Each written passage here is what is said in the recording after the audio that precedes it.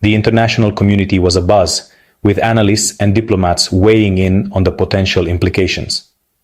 He invoked historical justice, proposing dialogue and economic partnership, while making clear Ethiopia would no longer accept its landlocked status as permanent. This bold stance was both a challenge and an invitation to neighboring countries.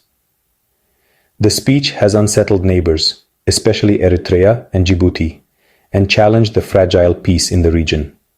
The stakes were high and the reactions were mixed. Abiy's dual message, asserting a right while advocating peace, has created a complex diplomatic puzzle. It was a delicate balance of asserting national interests while promoting regional stability. The world is now watching to see if this bold ambition will build bridges or spark new rivalries.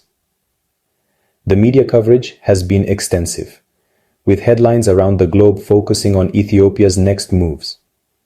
The coming months will determine whether Ethiopia's move leads to regional integration or renewed conflict.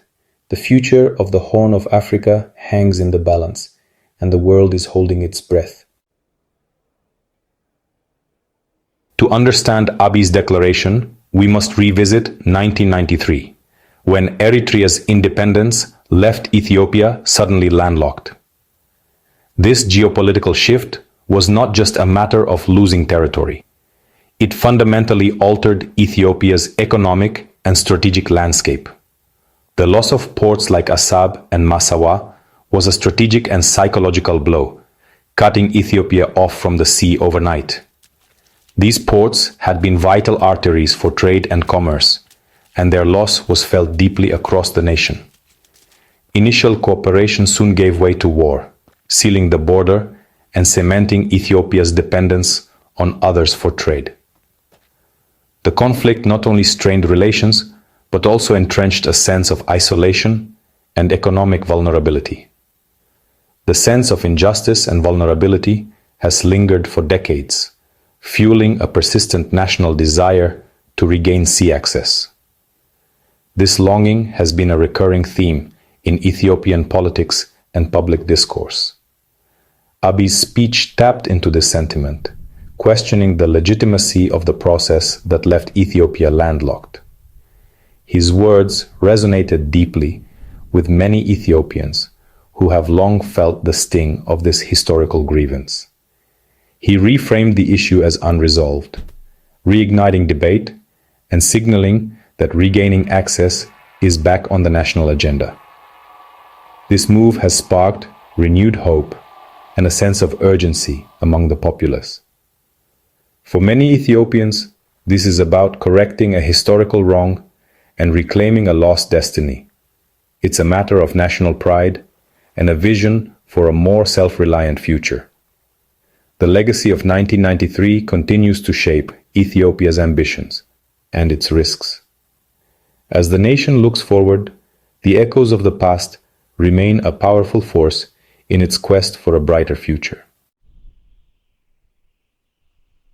With Eritrea's border closed, Ethiopia turned to Djibouti, making it the near-exclusive gateway for its trade.